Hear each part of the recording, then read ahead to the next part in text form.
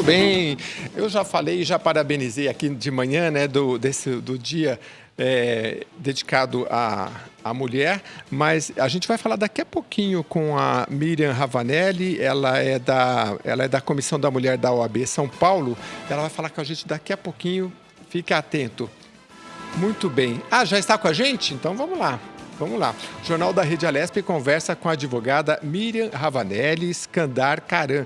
Ela é vice-presidente da Comissão da Mulher da OAB São Paulo. Vai falar para a gente sobre o Dia Internacional da Igualdade Feminina. Isso mesmo. Bom dia, doutora Miriam. Bem-vinda ao Jornal da Rede Alesp.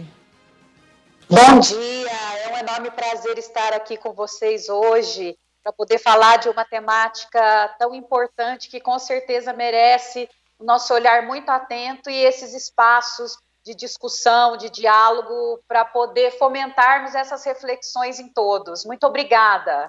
Doutora, justamente hoje é dia 26 de agosto, Dia Internacional da Igualdade Feminina. Minha primeira pergunta para a senhora é: há o que se comemorar de igualdade feminina nesse momento e o quanto ainda é preciso discutir sobre ele?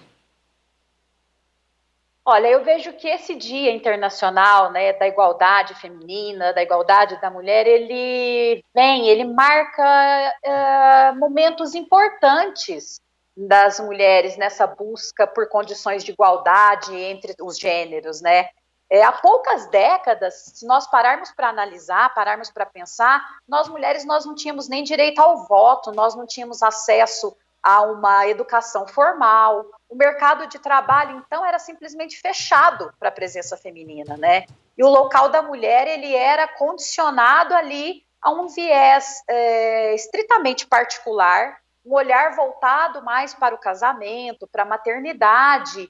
A casa era o nosso único espaço legítimo, né, de atuação. E nos últimos tempos, nós temos sim experimentado vários progressos, notadamente no que podemos citar, por exemplo, relacionados à educação, no mundo do trabalho, no exercício político. E essa situação, com certeza, ela é fruto, eu não tenho dúvida nenhuma, né, de uma incansável luta pela busca e pela preservação do que já alcançamos dessa igualdade, né? Não tenho dúvida também que nós estamos longe de terminar. Estamos fazendo, sim, o nosso espaço de casa. Há muito ainda para se discutir, mas nós não estamos paradas, não estamos estagnadas, né? E esse Dia Internacional da Igualdade Feminina, ele é uma data de reflexão sobre as transformações que ainda estão em pauta, para essa busca, para essa plena igualdade, se é que podemos assim dizer, né, entre homens e mulheres. Essa celebração de hoje, ela vem muito investida de muito simbolismo para todas nós mulheres. Ela nos lembra do que nós já conquistamos também. E eu penso que deve nos levar também a todos, não só mulheres, porque pautas de mulheres, para falar de igualdade, nós temos que passar os nossos muros. Não pode ser só discussão de luluzinhas, tem que ser uma discussão de toda uma sociedade, independente do gênero, né? E essa reflexão, ela é necessária a cada ano, a cada dia, a cada data celebrada, em situações semelhantes, em celebrações semelhantes, diante de todas as nossas lutas, né? E nos espaços públicos, nos espaços privados. Precisamos falar de direitos e de garantias constitucionais que devem ser respeitados e reforçados a cada dia no exercício dessas práticas de equidade e de igualdade entre homens e mulheres. Miriam, muito bom dia, Jeremias falando. Eu queria falar um pouquinho sobre feminismo, né? Quando a gente pega algum termo sobre feminismo, e a gente está falando da mulher, não tem como não tocar nesse assunto, a gente vê muita polêmica, brigas de narrativas, como se diz hoje, né? Então, assim, tem aqueles que defendem o feminismo e outros falam assim, mas isso é mimimi, eu não preciso de ninguém que me defenda, enfim, né? Você acha que essas novas gerações, elas nasceram no momento que talvez elas esqueceram das conquistas históricas e de que as mulheres passaram? A senhora citou, por exemplo, o direito ao voto, né? São conquistas recentes e que, enfim, às vezes há uma briga de narrativa e, com isso, eu queria a sua opinião, se é a mulher que perde, né, nessa discussão, às vezes, ideológica. Todos nós perdemos, Jeremias. E eu penso que é muito importante essa colocação que você traz. Eu sempre, quando vou abordar uma temática como esta, relacionada ao feminismo, à conquista das mulheres, eu costumo fazer essa retrospectiva histórica, né? Eu costumo, sim, falar dessa parte histórica, que é importantíssima, porque eu preciso saber de onde eu parti para ver o quanto eu evoluí. Eu preciso saber quantas mulheres já vieram antes de mim, quantas lutas, o que já foi discutido, como foi discutido, quais foram os encaminhamentos, até para eu saber aonde eu já cheguei. Eu vejo, sim, inclusive já vivenciei algumas falas, eu não preciso do feminismo, para que serve esse feminismo? Outra observação que eu acho muito importante de fazermos, que é essa diferenciação de feminismo com femismo. Entendi. Miriam, é Jeremias falando, gostaria de interromper e pedir desculpas rapidamente, só porque a gente vai acompanhar a partir de agora a transmissão da reunião da CPI das quarteirizações com a finalidade de apreciar a pauta com 2 itens e proceder às seguintes oitivas. Senhor Cláudio Alves França, presidente do Instituto de Atenção Básica e Saúde e Avançada Saúde, IABAS, e o senhor Cassiano Ricardo da Silveira, assessor técnico do Instituto de Atenção Básica e Avançada à Saúde. Você assiste ao Jornal da Rede Alesp a partir de agora pelo nosso canal do YouTube. Miriam, voltamos com você. Obrigado pela sua atenção. Ela ainda está com a gente. Vamos lá. Estou sim, Jeremias. Muito obrigado. A gente tem uma mudança aqui da nossa transmissão. O telespectador que nos acompanhava pela Rede Alesp, agora pelo YouTube, para que a gente pudesse transmitir ao vivo uma comissão aqui. Agradeço pela sua paciência. Vamos continuar. A gente falava aí do feminismo nesse dia tão importante da igualdade feminina, 26 de agosto. Por favor. Com certeza. Eu penso que uma diferenciação, Jeremias, que se faz muito necessário e é muito importante, é essa conceituação, né? Além dessa busca histórica, desse conhecimento histórico, que eu penso que é de suma importância, né? Como eu já pontuei com vocês, conceituações também são. Como, por exemplo, distinguirmos o que é feminismo, que é essa busca pela igualdade. Nós, enquanto feministas, nós, enquanto luta de movimentos feministas, de pauta de mulheres, nós não queremos nem além nem aquém. Nós queremos apenas os mesmos direitos. Queremos que os nossos direitos civis, os nossos direitos sociais sejam respeitados, assim como os dos colegas, assim como os dos homens, né? Que há uma diferença aí que muitos confundem com a conceituação de femismo, que seria o mesmo que machismo. Então, feminismo não é o oposto de machismo, né? Então, eu acho que essa conceituação também e essa diferenciação, ela se faz muito importante, até para que, quando eu costumo, é muito engraçado isso, porque inclusive entre nós mulheres, entre mulheres que são militantes na área, né, e que pregam também essa igualdade, ainda há também esses questionamentos, né? No sentido de que, eu quero votar, eu quero participar, eu quero ter representatividade política, eu quero ter os meus espaços de poderes respeitados, né, os meus lugares de fala, mas eu não necessariamente preciso ser feminista, né? Então, assim, e nada mais é do que essa busca por igualdade, a busca exatamente por esses espaços e respeito a esses espaços. E, doutora Miriam, justamente a senhora está falando de conceituação, né? E a gente só consegue entender os termos se a gente discutir. E é por isso que é importante nesse momento, não só aqui no Jornal da Rede Alesp, mas em todas as esferas, se falar sobre essa igualdade feminina. E uma outra questão, a senhora falou do feminismo e femismo, né? Se fala muito em sororidade, né? E às vezes as próprias mulheres não entendem o que é isso, né? Então acho que é importante também a gente conceituar nesse momento. E eu vou mais além ainda, eu vou me permitir, além de falar para você da sororidade, que essa empatia, essa identificação, e sem que eu faça distinção. Porque eu costumo dizer que, infelizmente, a nossa sororidade, ela ainda é muito seletiva. Porque eu sou empática, eu defendo e eu acolho aquilo que cabe no meu entendimento e cabe dentro da minha caixinha. Porque se eu, de alguma forma, ainda sustento, enquanto Miriam mulher, enquanto Miriam advogada, enquanto Miriam cidadã, algum tipo de preconceito em relação àquela minha colega, porque eu julgo porque ela usa o cabelo assim, o assado, porque ela se porta assim, o assado, ou algum tipo de roupa que ela venha ostentar, ou algum tipo de fala, eu não pratico essa empatia, eu não pratico essa sororidade. E além dessa sororidade, nós precisamos falar também do que hoje muito se discute dentro dos vários recortes do feminismo e da busca por essa igualdade, que são as questões raciais, que são as questões relacionadas às mulheres pretas e periféricas. E o que eu quero dizer com isso? Que além da sororidade, nós precisamos falar em dororidade, que seria um recorte muito específico, muito peculiar dentro da sororidade, para que eu possa atender também às demandas dessas mulheres negras e periféricas. Miriam, muito interessante essas terminologias. Eu queria que você aprofundasse um pouquinho mais também nesse quesito da empatia, né?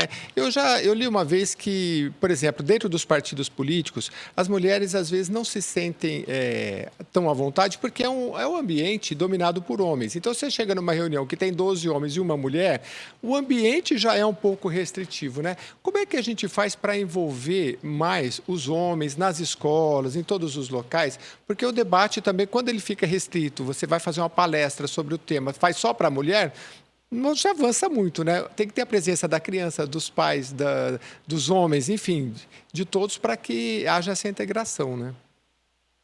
Com certeza, eu não tenho dúvida disso. E eu penso que fazer isso com os homens, levar essas discussões para as escolas, para as empresas, para as comunidades e também em todos os meios de comunicação, é necessário e é fundamental. Primeiro, porque nós precisamos compreender de forma geral todas as questões que envolvem essa busca por igualdade. Segundo, porque eu preciso ressignificar todos os papéis. Quando eu falo de homens já adultos, de mulheres já adultas, e não em formação como crianças e adolescentes. Por que eu digo em ressignificar papéis? Porque a abordagem sobre igualdade na vida adulta, eu costumo dizer que ela já é curativa, ou seja, eu preciso reaprender, eu preciso reconstruir para tentar reverter tudo aquilo que eu já aprendi historicamente, culturalmente já recebi. E no tocante à infância, no tocante à adolescência, nessa construção, nessa formação desse ser ainda, ela vai acontecer de forma preventiva, né? Nós podemos aprender, nós podemos construir da forma correta, da forma justa. Ainda muito pequenos, meus amigos, nós já começamos a lidar com essas expectativas de que a sociedade impõe e delimita os espaços de cada um, né? Na nossa infância mesmo, a gente já entra em contato com essa lista de predileções, de afazeres, de construções sociais, inclusive do que seriam coisas de menino e que seriam coisas de meninas, né? Essas diferenciações, elas não são naturais, e nós precisamos internalizar e entender isso. Que elas não são biológicas, elas são culturalmente, socialmente, historicamente construídas através de papéis normativos do que é ser homem, do que é ser mulher, de qual é o papel de cada um. A nossa própria sociedade diferencia essas questões relacionadas à mulher e atribui maior ou menor valor em relação a isso. E quando você tem, dentro de uma diferença, essa atribuição de maior e menor valor, eu vou desagregar e eu vou gerar ainda mais desigualdade. Então, em todos os espaços, principalmente nos de formação, como nas escolas, como nas universidades, eu preciso já fomentar esse respeito. Eu preciso trabalhar preconceitos, para que essa Constituição ela venha de uma forma sadia, ela venha de uma forma saudável. E em relação aos homens e mulheres já na fase adulta, trabalhar essa ressignificação de papéis. Agora, doutora Miriam, quando a senhora fala dessa questão cultural e social, né, acho que todo mundo já ouviu a frase, né, mulher é sexo frágil, né? Nesse momento, quando alguém fala isso, é uma questão já social, enraizada na sociedade. é preciso também tirar esse rótulo da mulher. Quando se fala em igualdade, não quer dizer se ela é mais ou menos frágil. Ela tem a mesma condição do outro. Com certeza, até mesmo porque nós não estamos discutindo, por óbvio, nós temos que respeitar as especificidades e as peculiaridades de cada ser humano, porque cada ser humano é único. Mas na maioria das questões que são discutidas relacionadas à pouca representatividade política, às vários tipos de violações e violências cometidas contra as mulheres, as desigualdades no mercado de trabalho, eu não estou falando de constituição física, eu estou falando de competências, de inteligências. E para isso, para essas capacitações, para essas representatividades, eu não vou utilizar se eu sou menos ou mais frágil, se eu tenho 1,90 m ou 1,70 m, entendeu? Eu não vou falar de questões relacionadas a questões biológicas. Esta não é a discussão, né? A discussão aqui é sobre capacidade, sobre capacitação. E para isso nós não precisamos ter o gênero à nossa frente, né? Somos todos detentores do mesmo nível de capacidade intelectual, enfim, de capacitação e, por consequência, de representatividade também e de espaços de poder, enfim.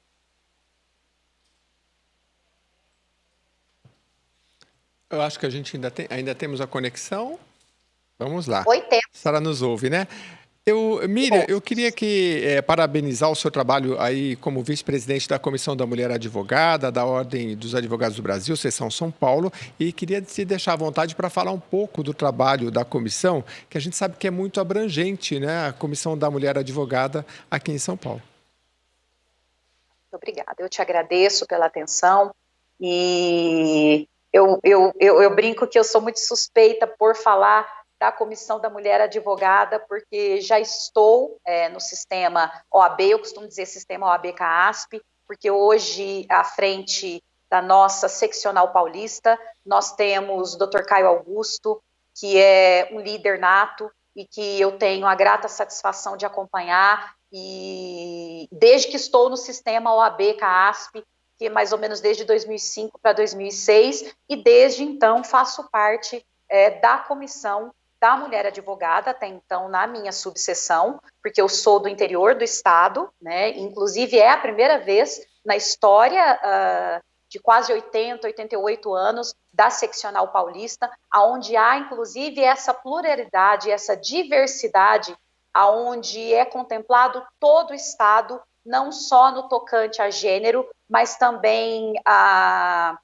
lugares, né, e representatividades e diversidade nas mais variadas formas. A Comissão da Mulher Advogada, ela tem basicamente como competências até regimentalmente instituídas, né, valorizar a mulher advogada, principalmente quando ela estiver no exercício profissional. Ela busca essa ampliação do nosso mercado de trabalho, luta por uma remuneração digna, ela briga e ela fomenta a eliminação de todas as formas de discriminação da mulher, no acesso, inclusive, às carreiras jurídicas e também de promoções. Nós também trabalhamos com frentes para incentivo e participação ativa das mulheres advogadas nos órgãos de classe, combate também à discriminação contra a mulher advogada no exercício da nossa profissão, através do nosso exercício regular das nossas comissões de prerrogativas, busca por mecanismos para conscientizar as mulheres, especialmente a mulher advogada, a se inserir na vida socioeconômica, política e cultural em todas as esferas, defender os direitos das mulheres, propugnando pela eliminação de discriminação de qualquer tipo de violência. E eu penso que a grande missão mesmo da Comissão da Mulher Advogada é isso, é essa discussão que nós temos aqui hoje, que é a luta contra a discriminação e pela igualdade de direitos e oportunidades, tanto no tocante não só à mulher advogada, quanto às mulheres não advogadas, às mulheres cidadãs. Hoje, meus amigos, nós contamos com 243 subseções em todo o estado de São Paulo, e em cada uma dessas 243 subseções, nós temos instaladas, nós temos instituídas também comissões da mulher advogada, que são presididas ou coordenadas por advogadas que formam essas comissões também com membros. E essas 243 comissões, elas atuam nas mais variadas frentes de trabalhos, elas têm ações relacionadas aos enfrentamentos de violências contra as mulheres, de capacitação para o ambiente de trabalho, de acompanhamento a possíveis afrontas às nossas prerrogativas.